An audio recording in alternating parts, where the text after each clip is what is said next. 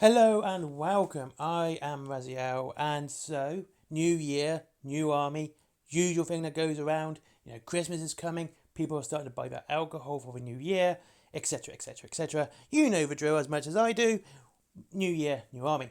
I'm thinking, how about we bring it up a notch? Let's take it even further than the usual New Year, New Army. Now, New Year, New Army is a good thing. I have no issues with this. You get to try something new. You get to try other models, other painting techniques. You may go from full armored to humans with faces and fabric, and you might have to change your tactics from horde army to more elite based.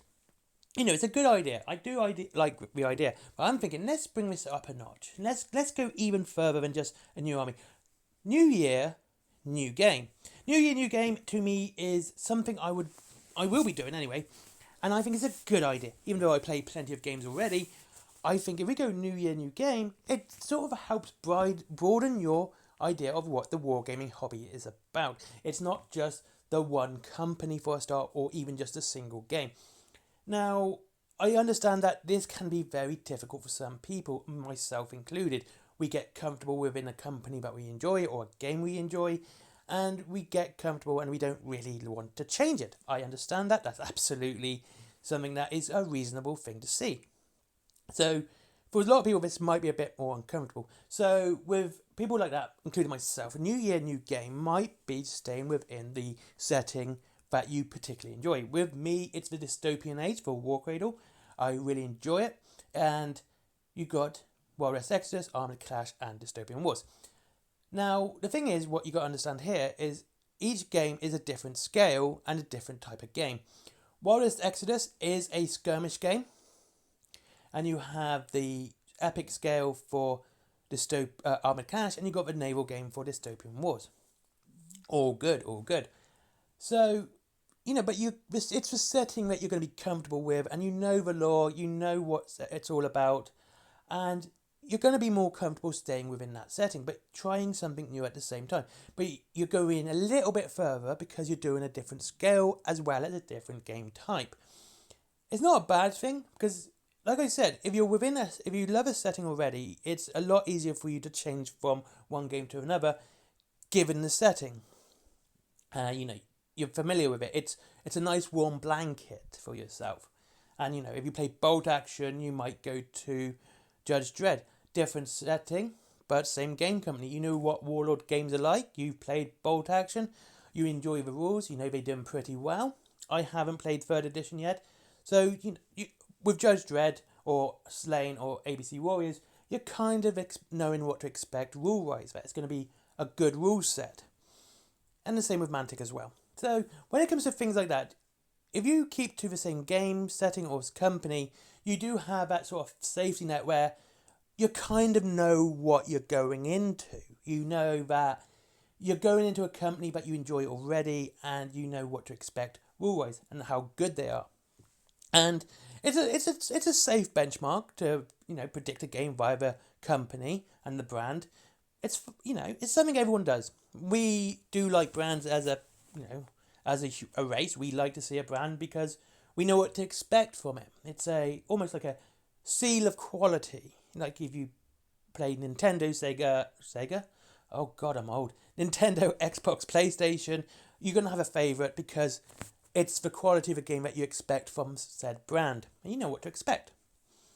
Now, it will be harder to go from one setting to another, but it's even harder to go from one company to another because you're kind of stepping into fresh waters. You don't know much about it, really, from a personal point of view. You could read like stuff about it and everything like that and see what people think of the company or the setting, but that's going to be their opinion, not your own.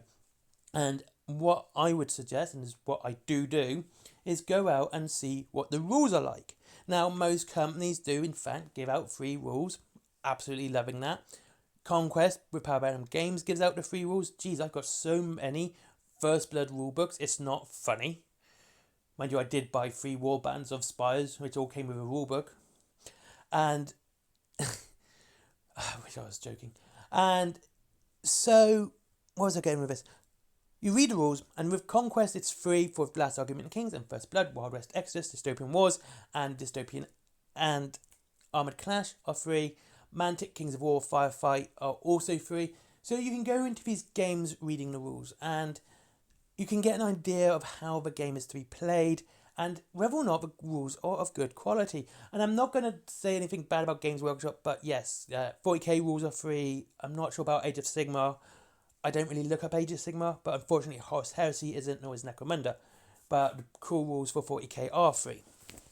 So if you get a chance to download the rules for free, then that's a good start for your gaming, and you know sort of you're going to expect and what you're going to step into and how complex or simple the game's going to be played. And you might end up enjoying the new setting as well. Again, this is something that would be quite enjoyable for you because you don't really have an idea of what you're getting into yourself into, and you might want to read up on the lore. Again, a lot of these companies provide lore for free. One-page rules does, as well as the rules, obviously, as does Wild West Exodus. Their rule books that they provide have all the lore for free on top. Same with Conquest, all the rules are free. Mantic, it's the core rules which are free, but you can download the datasheets via their Mantic companion, and when you've chosen an army, which is cool. So once you get to, these are the things you get to learn and do for free, and you can really prepare for the new year with these things in your hand, especially the datasheets.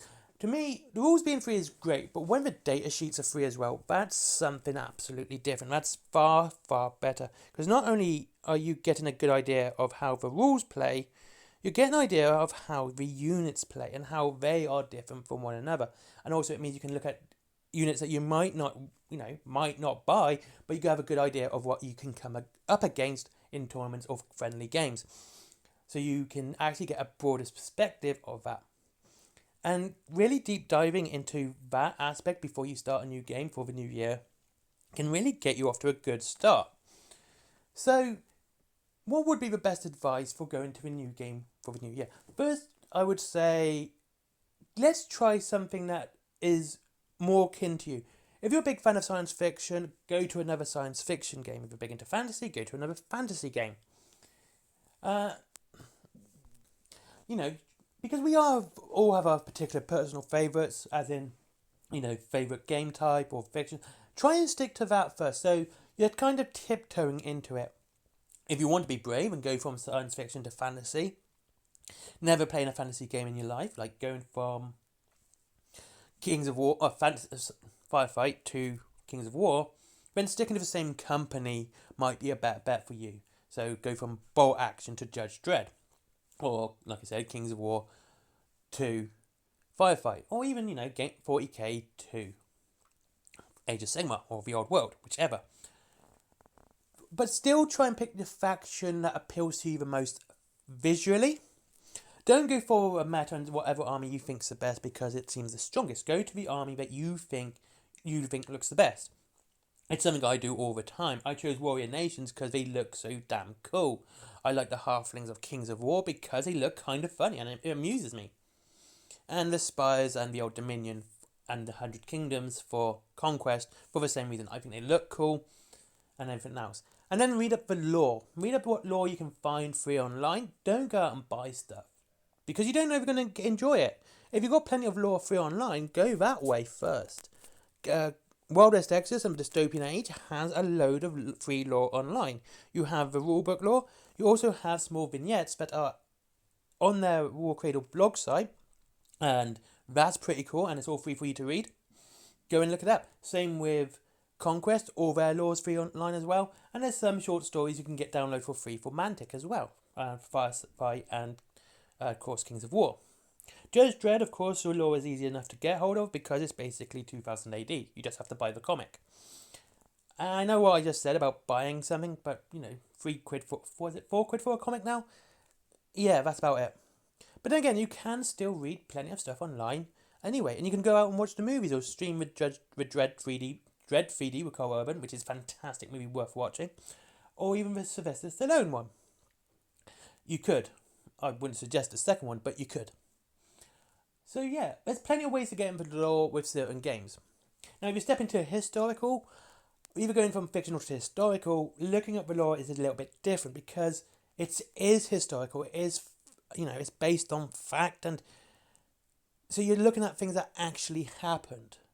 So you might be swayed by the lore, well, the history of a faction or an army, such as the Germans during World War Two, and not want to go that way because of the stuff they did. Same with the Japanese. People forget what the Japanese did during World War Two as well. It wasn't pleasant. It really wasn't nice. So you can still learn about history while you play history. It's one of my favourite parts about historical gaming is looking at the history of the faction that I'm playing as. I'm doing the Desert Rats, so I'm really enjoying that faction. But you can look up stuff like Rommel and Churchill and Mr. Monty himself. And you can look at all of that and see how you can, build your army around these people that happened in World War Two. These people who actually were there. Anyway, so that's it. Thank you very much for watching with this New Year, New Game. I hope you enjoyed this video. It was quite enjoyable. It was cool. I enjoyed doing it. And I'll see you all in the next one. Don't forget, if you wish to save money on your wargaming, Wayland Games is down below for up to 20% off and free delivery after £20. And there's also that point system should you want to save an extra 1%.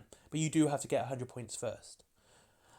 Then there is Forbidden Planet for comics, DVDs, mangas, etc. And there's my merchandise, my comic. If you want to see Little Red Riding Hood go ham on some cyborg werewolves. If you want to see my artwork, just check my profile picture. That's Little Red going ham on a cyborg werewolf.